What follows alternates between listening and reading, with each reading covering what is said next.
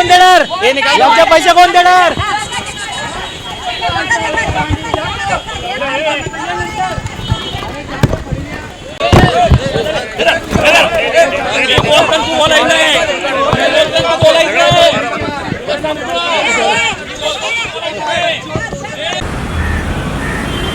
पैसा तो परमोद भी ले लेंगे।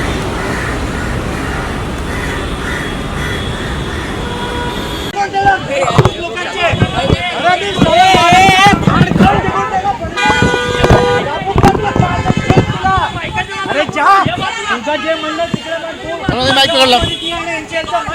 मेरा नाम है कार्तिक रावल। कार्तिक जी, क्या मामला है? आज आप लोग यहाँ पे ईओडब्ल्यू में आए हुए हैं एलोगढ़ पुलिस स्टेशन। टेक्निकली हा जो विषय आहे तो Mira clean fuels limited company याच्या विरुद्ध आमची तक्रार आहे। यांचे डायरेक्टरनी पॅन इंडिया करोडो रुपये जमा केले आणि हा फक्त महाराष्ट्राचा विषय नाही आहे, भारतातले कमीत कमी 12 राज्यात हा विषय आहे। म्हणून मी जे पुढचं बोलणार आहे ते हिंदीत बोलणार आहे, कारण भारतभर हा मैसेज गेला पाहिजे। तो technically there is a company जिसका नाम है मीरा क्लीन फ्युल्स लिमिटेड। 2017-18 में ये कंपनी ने एक बिज़नेस मॉडल प्रमोट किया था। इसके जो चीफ मेन व्यक्ति है वो है डॉक्टर श्याम शिवाजी घोलप, जो तभी एडिशनल डेप्यूटी कलेक्टर मुंबई सबब बांद्रा कलेक्टर ऑफिस में वो कार्यान्वित थे। और उन्होंने लोगों को ये बोला कि आप लोग हमारे पास 10 लाख रुपया निवेश करो, डायरेक्ट करो या लोगों को मिला के करो। उन लोगों को कंपनी के शेयर देंगे, 2 साल बाद हम बाईबैक करके डबल पैसा देंगे, और उसके अलावा आपको तहसील देंगे और तहसील में 50 करोड़ का बायो CNG यानी CBG का प्रोजेक्ट लगाएंगे। ये उनका टोटल बिजनेस मॉडल था। क्योंकि वो कलेक्टर थे, एजुकेशन डॉक्टर का था, तो लोगों ने उन पर विश्वास किया और विश्वास करके लोगों ने उनके पास कंपनी में पैसे दिए, जो उन्होंने उनकी माताजी के नाम पे मीरा शिवाजी घोलप के नाम पे लिए। धीरे धीरे चीज़ चली। उस समय पे महाराष्ट्र के रोहा में कोलाड में एक प्लांट था उनका, जो दुनिया का सबसे एडवांस 4 स्टेज डाइजेस्टर का हमारा CBG प्लांट है, ऐसा वो बोलते थे और बहुत लोगों को दिखाया भी था। बट वो ऑपरेशनल तभी नहीं था। सिर्फ एक बार हम गए थे, तभी उन्होंने कुछ गाड़ियों में हमारी गाड़ी में CNG भर के दिखाया था, मगर अदर देन दैट वो प्लांट बंद था। ये इन्होंने इस तरह से शुरुआत की और फिर उन्होंने 250 एग्रीमेंट किए कि 250 तहसीलों में वो CBG प्रोजेक्ट लगाएंगे। ये 2020 में हुए, 2021 में हुए, मगर एक भी प्रोजेक्ट लगा नहीं।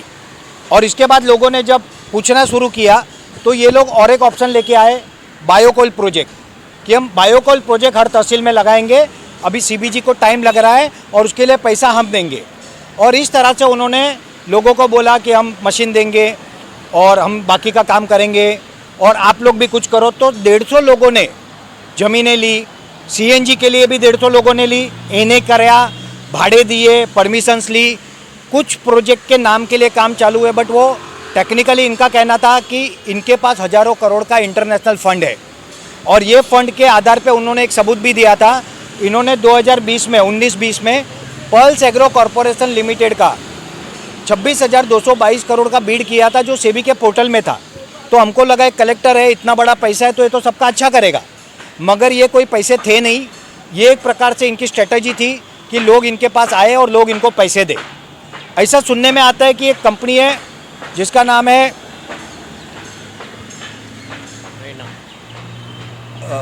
इनका कंपनी, वो जिसमें पैसा दिया है,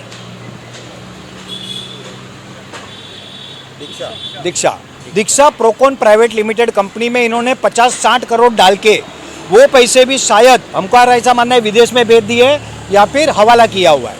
उसकी इंक्वायरी आज तक हुई नहीं है। हमने बहुत बार पूछने की कोशिश की, कभी सच बताया नहीं है। हमने बहुत सारे इन्वेस्टर लाए कि आपके पास पैसा नहीं है तो आप दूसरों से ले लो, तो इन्होंने बोला नहीं, हमारे पास बहुत पैसा है, हमको पैसा नहीं चाहिए। पहले तो हमको लगा कि सचमुच पैसा होगा इसलिए नहीं ले रहे, मगर फिर पता चला कि क्योंकि इन्होंने पैसे का मिसयूज़ किया है। खुद BMW X7 गाड़ी लोगों के पैसे से लेके घूमते थे। एग्जीक्यूटिव डायरेक्टर प्राची डोले जो है वो जगवार गाड़ी लेके घूमती थी। 5 लाख भाड़े के फ्लैट में रहते थे, गरीब लोगों के पैसे से, किसानों के पैसे से। तो ये छुपाने के लिए उन्होंने किसी को एंट्री नहीं दी कंपनी में। अल्टीमेटली बायोकोल में लोगों के पैसे से ही कुछ जगह पे इन्होंने मशीनरी दी, मगर वो भी आधी अधूरी। 2-3 लोगों ने अपने पैसे लगा के, करोड़ों लगा के प्लांट चालू किए, बाकी सारे प्लांट बंद है। वो भी बच्चे लोग, जो युवा किसान है, वो करोड़ों के कर्जे में चले गए। लोगों की प्रतिष्ठा, इज्जत खराब हो गई है। लोग अपने गांव में मुंह दिखाने के लायक नहीं रहे हैं और ये आदमी पिछले 2.5 साल से कंटिन्यूस ये लोग और इनके लोग ये कहते हैं कि 24 घंटे में पैसा आ जाएगा, 28 घंटे में आ जाएगा, 72 घंटे में आ जाएगा, सोमवार को आ जाएगा, शुक्रवार को आ जाएगा। कम से कम 100 बार इन्होंने कहा है कि हमारे अकाउंट में पैसे आ गए हैं, मगर आज तक किसी को दिए नहीं। मामला आप लोगों ने कहाँ पे दर्ज कराया था शुरुआत में और अभी क्या स्टेटस है? मामला हमने दर्ज कराया था पहले माटुंगा पुलिस स्टेशन में, मगर माटुंगा पुलिस स्टेशन में से प्रॉपर एक्शन नहीं हो रही, तो इसी तरह से हम 100-150 लोग वहाँ पे गए थे और मीडिया आया था, तब जाके डीसीपी मैडम ने उसका संज्ञान लिया और उसको ईओडब्ल्यू में फॉरवर्ड किया। क्योंकि कितने करोड़ का मामला अभी तक? देखो ओवरऑल तो कम से कम 400-500 करोड़ का ये मैटर है, कम से कम। उससे अधिक होगा तो हमको पता नहीं है। और ये जब ईओडब्ल्यू में आया तब मेन कंप्लेनेंट थे सतीश खोड़वे, उन्होंने सारा डॉक्यूमेंट दिया था, बाकी लोग अटैच किए थे।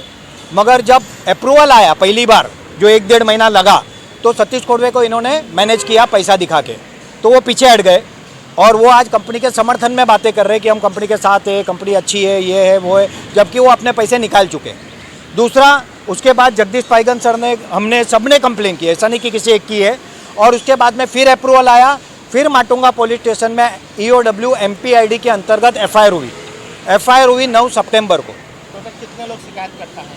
कम से कम अभी तक में 150 लोग शिकायतकर्ता हो चुके हैं और सबने स्टेटमेंट दिया है, डॉक्यूमेंट दिया है, 40-50 करोड़ के ऊपर का क्लेम जा चुका है। फिर फाइल ईओडब्ल्यू में आई है, मगर अभी तक उनके ऊपर अरेस्ट की या कोई कार्रवाई हुई नहीं है, जो कि होनी चाहिए थी। सभी जो आरोपी हैं कहाँ पे हैं? ये सब फरार है। आज से 1-1.5 साल पहले इन्होंने ऑफिस बंद कर दी, मोबाइल बंद कर दिए, ईमेल आईडी बंद कर दिए, लोगों से कांटेक्ट बंद कर दिया। इनके बिहाफ पे कुछ लोग बोलते हैं कि हम इनके कांटेक्ट में हैं, हालांकि वो भी ऑथोराइज नहीं है, वो भी सच झूठ हमको मालूम नहीं है, और वो लोग टेक्निकली अपने घर द्वार छोड़ के फरार है। अभी कंपनी की कहाँ पे ऑफिस है और क्या स्टेटस है? कंपनी की ऑफिस माटुंगा में थी, तीनों बंद कर चुके हैं और बंद करके 1 साल हो चुका है, 1-1.25 साल। तो आज कंपनी की कोई ऑफिस नहीं है, रजिस्टर्ड ऑफिस भी बंद है। इनके अगेंस्ट मध्य प्रदेश से 2 अरेस्ट वारंट निकले हैं, हरियाणा से अरेस्ट वारंट निकले, गुजरात से अरेस्ट वारंट निकले, मगर ये फरार है, इसलिए किसी को मिल नहीं रहे। तो ये बहुत आवश्यक है कि मुंबई ईओडब्ल्यू इनके ऊपर तुरंत कार्रवाई करे और इनको अरेस्ट करे। इस मामले में कौन से अधिकारी के पास जांच चल रही है? अभी पहले तो पवार सर यहाँ पे थे, उनके पास था, माटुंगा में गवली सर के पास था, और अभी जो आया है वो शरद गड़े सर है, जो API है आई थिंक सो, उनके पास वो जांच है और वही सारे स्टेटमेंट ले रहे हैं। विषय ये है कि गड़े सर से मेरी 3-4 दिन पहले बात हुई थी, हमने उनको बोला भी था कि लोग आने वाले हैं, मीडिया आने वाला है, आप रहना, तो वो शायद आएंगे, कोर्ट में गए में भी, बट इम्पोर्टेंट ये है कि वो स्टेटमेंट ले रहे, जबकि इतने लोगों के प्रूफ, एग्रीमेंट, स्टेटमेंट सब कुछ उनके पास है। कितने समय से भी ये प्रोसीजर चल रहा है? 2 महीना तो FIR होके हो गया, मगर उसके पहले का अगर गिने तो और 2 महीने 3 महीने से हम लोग एक्शन ले रहे। महाराष्ट्र सरकार से क्या अपील करना चाहिए? इस विषय में हम मुख्यमंत्री देवेंद्र फडणवीस जी को मिले थे। देवेंद्र फडणवीस जी को हमने एक पूरा FIR का कॉपी और कुछ डॉक्यूमेंट दिए थे। उन्होंने उसकी गंभीरता समझते हुए तुरंत उस पर रिमार्क दिया था और रिमार्क देके उनके PA को दिया था फॉर इंक्वायरी। बट उसके बाद महाराष्ट्र में फ्लड आए थे, सरकार उसमें था, तो वो रह गया था। कल हम वापस जाने वाले हैं और वहाँ पे क्या कार्रवाई हुई है वो अभी हम पता लगाएंगे। वहाँ से इंक्वायरी का ऑर्डर तो हुआ है, बट कितने लेवल तक पहुँचा हुआ अभी हमको नहीं पता। ये मामला बड़ा है, गृह मंत्रालय से, प्रधानमंत्री जी से, मुख्यमंत्री जी से क्या अपील करना चाहेंगे, क्योंकि कई राज्यों से जुड़ा हुआ है? यस, कम से कम देश के 12 राज्य, 1100 तहसील, 8000 ग्राम पंचायत, 15,000 गांव और 25 लाख से अधिक किसानों के साथ ये चीटिंग हुई है। ये CBG प्रोजेक्ट के नाम पे हुई है, बायोकोल प्रोजेक्ट के नाम पे हुई है, शेयर यानी इक्विटी के नाम पे हुई, इक्विटी डबल करके लेंगे के नाम पे हुई, कई लोगों को शेयर ही नहीं दिए हैं, और ऊपर से इनके लोग लोगों को धमकी दे रहे हैं कि तुम लोग अगर कंप्लेन करोगे तो तुमको पैसा नहीं मिलेगा, तुम जाओ 15-20 साल कोर्ट में लड़ो। इस तरह से लोगों को डराया धमकाया जा रहा है। क्या चाहते हैं आप? हम चाहते हैं कि इस पर तुरंत कार्रवाई हो, ये लोग अरेस्ट हो, क्योंकि जब तक इनको अरेस्ट करके इनका प्रॉपर इंट्रोगेशन नहीं होगा तब तक इन्होंने क्या पैसे कहाँ छुपा के रखे, कहाँ ये इन्होंने क्या किया, ये पता ही नहीं चलेगा। Thank you very much. मेरा नाम जगदीश पायघन है। जगदीश जी, क्या कहना चाहेंगे इस मामले में? सर, हम लोग पिछले 4 साल से फंड के रिगार्डिंग सर से संपर्क कर रहे हैं, तो उन्होंने पहले ही ये कहा था कि फंड ऑलरेडी आ चुका है, इसलिए हम लोगों ने एग्रीमेंट किए हैं, ऐसा उनका कहना था। लेकिन 4 साल से अगर फंड आया हुआ है तो अभी ये बात कर रहे हैं कि हमारा 2 दिन में आएगा, 4 दिन में आएगा। हमने जब 9 तारीख को कंप्लेंट की थी, उस समय श्याम गोलप वहाँ पर आए थे और उन्होंने कहा था कि 2 दिन में हम आपको पेमेंट देंगे। अभी 2 दिन को 2 महीना हुआ है, लेकिन अभी तक कोई मतलब कॉन्क्रीट उनके यहाँ से कोई ये नहीं आ रहा है। और जो मैनेजमेंट में नहीं है ऐसे ही व्यक्ति बोल रहे हैं कि ऐसा होगा वैसा होगा, ये प्रोजेक्ट लगेंगे। बस खाली ख्याली पुलाव पकाया जा रहा है सर, और कुछ नहीं है। हम ये चाहते हैं कि जल्दी से जल्दी सभी लोगों को जस्टिस मिले, और है तो दे दो, नहीं है तो उसके लिए तैयार रहो, और कोई एक हमारी महत्वपूर्ण बात बताता हूँ, ओरिजिनली उन्होंने ये नेटवर्क बनाया था कि उनके पास हजारों करोड़ का फंड है, तो अभी फंड आने का तो बात ही नहीं होना चाहिए। मतलब हमारे साथ चीटिंग करके झूठ बोल के पूरा नेटवर्क बनाया, और अब वो नेटवर्क बेच के पैसा लेना चाहते हैं। पूरा नेक्सस के हाँ, ये पहले कुछ लोग थे और अभी उनके साथ और भी लोग मिले हैं, और ये पूरा नेक्सस है। इसमें कोई दूसरी कंपनियां भी इन्वॉल्व है, दूसरे कंसल्टेंट भी इन्वॉल्व है, और कम से कम 60-70 करोड़ या तो मनी लॉन्ड्रिंग हुआ है, या तो कुछ लोगों को ब्राइब दी गई है, या इन्होंने कहीं छुपा के रखे कम से कम। मैं राजेंद्र प्रसाद शर्मा। मैंने क्या मामला है, जरा उसके बारे में मामला ऐसा है सर जी कि मेरे लड़की और भाई के लड़की के हिसाब से, जिस हिसाब से मैंने शेयर लिया था 15-15 हज़ार का दो, कि मैंने लड़की की शादी के लिए मैंने शेयर ले रहा हूँ और 5 साल में मुझे पैसा मिलेगा। लेकिन इन्होंने क्या कोरोना काल में थोड़ा टाइम दे दिया, बोला 1-2 साल ज़्यादा, तो अभी 7 साल से ऊपर हो गया। 17 में इन्वेस्ट किया और आज मुझे 1 रुपया नहीं मिल रहा है। हमारी लड़की की ऐसी परिस्थिति है, अभी मेरा गए महीना पूरा एक्सीडेंट हो गया, और मैं कैसा भी गणपति के पहले एक्सीडेंट हुआ बचा, और मैंने बहुत रिक्वेस्ट किया मेरे सर लोग और इनकी जो है कि मेरा कैसा भी हो जाए, मैं दोनों लड़की का शादी कर दूं। लेकिन आज कुछ पता नहीं है, और मैं इतना बीमार में आज तकलीफ में यहाँ आके येलो गेट में, और मैं ये धारणा दे रहा हूँ कि कैसा भी मैं रिक्वेस्ट कर रहा हूँ कि हम गरीबों को पैसा दे दें, और हमको कोई लड़ाई हमको ये नहीं करना है, और नहीं तो फिर जैसा है हमारे सब की राय 150-200 का, उसके साथ में हम हैं। और के धन्यवाद। आज मेरी देखिए ना हालत, मेरा पूरा फट गया था, BST के पीछे डंपर वाले ने चिटका दिया। काय नाव तुमचं? माझं नाव ज्योती मागाडे. काय आहे तुमचे किती पैसे अडकलेले आहेत? माझे 30,000 रुपये भरलेले आहेत. का चांगली कंपनी आहे, डबल होणार म्हणून त्यांनी सांगितलं. मी मध्ये काढायला पण म्हणजे मला काढून द्या, तर म्हणे नाही नाही तुम्हाला आता पुढच्या वर्षात चांगले पैसे येतील, असं ना काढू नका म्हणून सांगितलं त्या लोकांनी. आता आम्ही किती वर्षापासून मागते पैसे, का आम्हाला वापस करा, तर ते लोक म्हणतात नाही नाही नंतर देऊ, असं करू, लॉकडाऊन लागला, ये आम्हाला भरपूर सतावलं त्या लोकांनी. तुमच्याबरोबर किती लोक आहे असं? आमचे लोक भरपूर आहेत, जवळजवळ आमच्या एरियातलेच 10-12 जण लेडीज आहेत, ते पण सगळे आम्ही घरकाम करणारे आहेत. आमचे काय हातावरची पोट आहेत. आम्हाला पैसा असं म्हणणं डबल होणार म्हणून आम्ही गुंतवले पैसे, तर ते लोक आम्हाला पैसे देत नाहीत. आणि असं ऑफिसवर गेला का म्हणतात आता नाही, इकडे कोण नाही, नंतर या, असे करतात ते लोक. नाव शिवाजी पोखरकर आहे. मी तालुका गंगापूर, जिल्हा छत्रपती संभाजीनगर. मी एक इंजिनियर असल्यामुळे आणि मी एक शेतकऱ्याचा मुलगा असल्यामुळं की शेतकऱ्यांसाठी आपण काहीतरी नोकरी सोडल्यानंतर सेवानिवृत्त झाल्यानंतर योगदान द्यावं, आणि हे योगदान हे आम्हाला जे यांचे सेमिनार आहे त्याच्यामधून आम्हाला असं कळलं की मिराक्लीन फ्युएल्स लिमिटेड ही कंपनी एक शेतकऱ्यांसाठी एक असं उद्योग घेऊन आलेली आहे, आणि ते सर्वांना उद्योजक करू इच्छितात. तर मलाही वाटलं की अरे ह्या कंपनीला आपण यांचे शेअर्स घेऊन आपण यांना सामील झालो तर आपल्याला शेतकऱ्यांचं एक आपल्याला भलं करता येईल. म्हणून मी माझी स्वतःची 10 एकर जमीन ही ह्या प्रकल्पासाठी लावली. त्या प्रकल्पासाठी लागणारे जे काही कागदपत्र आहेत किंवा जे काही कंप्लायन्सेस आहेत हे मी पूर्ण केले, आणि याच्यामध्ये मला कमीत कमी 1 कोटीचा मला खर्च आला.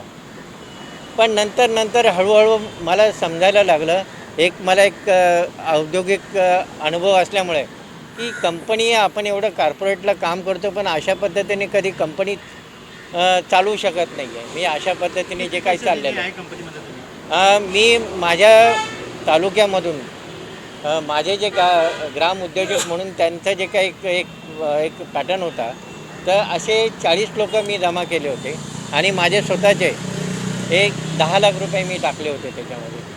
पण याचबरोबर जे काय प्रचार प्रसार याच्यासाठी खूप पैसा खर्च झाला आणि 40 लोक तुमच्या बरोबरचे 40 लोक आहेत हां. त्यांच्याकडे किती पैसे आहेत? आता त्याच्यामध्ये जवळजवळ एक 15-20 लोकांचे पैसे मी ते रिकवर करू शकलो. त्यावेळेला ती कंपनी अस्तित्वात होती. आता तर त्याचा नामोनिशाणा पण राहिला नाही. ज्या वेळेला माझ्या लक्षात आलं की हे कुठंतरी फ्रॉड होत आहे तर मी त्यावेळेला सावध झालो आणि मी पैसे काढून घेतले.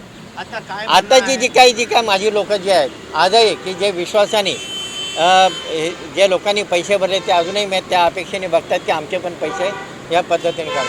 आता सिच्युएशन अशी की हे सगळं काय यांनी ईमेल बंद केले, कम्युनिकेशनचे जे संपर्क नंबर बंद केलेले. सरकारबरोबर काय मागणी करणार न्याय? आता सरकारबद्दल एवढीच मागणी करायची आहे माझी की अशा प्रकारे जे लोकांना भावनावश करून लोकांचं जे काय ब्लॅकमेल करतात याच्यासाठी एक वेगळा कायदा करायला पाहिजे. कारण अशा प्रकारे जे काही योजना येतात, स्कीम येतात आणि या स्कीमच्या अंतर्गत गोरगरीब लोकांना फसवणूक केली जाते. तर याच्यासाठी एक चांगला एक निश्चित कायदा असायला पाहिजे. लोक काय होतात की आम्हीसुद्धा एक भावनेच्या भरात जाऊन शेतकऱ्यांचं काहीतरी भलं होतं आहे म्हणून आम्ही योगदान देऊन माझं सर्वस्व त्याला लावले. जवळजवळ माझ्या प्रॉपर्टीची किंमत 8 कोटी आहे. अशी एवढी प्रॉपर्टी मी त्या याच्यासाठी योगदान केलं होतं.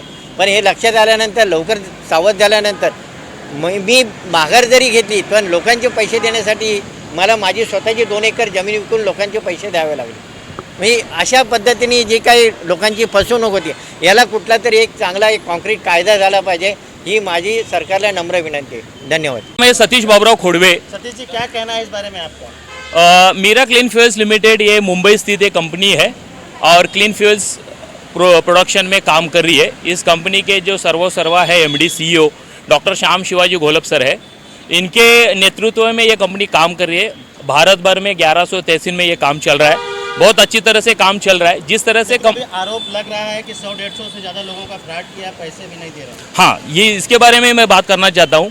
देखो, जिस तरह से कंपनी ने एग्रीमेंट्स की है, जिस तरह से कंपनी ने बिजनेस ड्रिवन किया है और जो कमीशन एजेंट प्राइम बीडे जो थे उन लोगों ने जिस तरह से इसका गलत मैसेज पास ऑन किया है, इसके कारण ये लोगों में सिर्फ मिस मैसेजेस पास ऑन हो चुके हैं, लेकिन उस तरह से कुछ फ्रॉड किया गया नहीं है। असल में देखा जाएगा जिसने एफआईआर लॉन्च की है वो एफआईआर जो है झूठी एफआईआर है। उस एफआईआर में जो भी डॉक्यूमेंट्स देने की ज़रूरत थी वो डॉक्यूमेंट दिए गए नहीं है। जो चीज़ें मेंशन करना चाहिए था वो चीज़ें मेंशन नहीं की है। उस एफआईआर में ये लिखा हुआ है, जिसने एफआईआर दी है उसकी कंपनी का पेडअप कैपिटल है 10,000 रुपये और वो क्लेम कर रहा है 88 लाख रुपीज़ मैंने खर्चा किया हूँ।